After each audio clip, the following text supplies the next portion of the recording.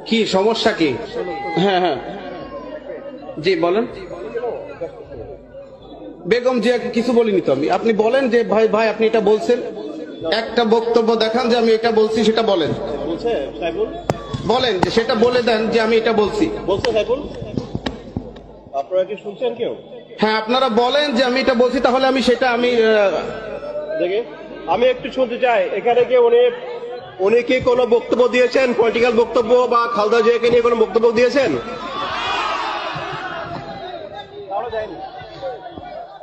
আমি নেগেটিভ কোনো বক্তব্য আমি দেইনি। আমরা বাংলাদেশের প্রতিটা জেলায় প্রতিদিন কথা বলি। আমরা এমন কোনো কথা বলি না যেটা দেশের বিরোধী কোনো নেতা নেত্রীর বিরুদ্ধে কোনো কথা আমরা বলি না। জি বলেন। ঠান্ডা মাথায় কথা বলেন। ঠান্ডা মাথায় মানে কিভাবে বলবো বলেন আপনি। বাবা নষ্ট করি না। আমি কি বলেছি বলেন? ঠান্ডা মাথা আর গরম মাথা, কোরআনের কথা তো গরমই হবে, ঠান্ডা হবে কেন? আপনি মানুষ উত্তেজিত পারবেন না। মানুষ কেন উত্তেজিত করবো? খাবার নষ্ট হবে তোমার কারণে।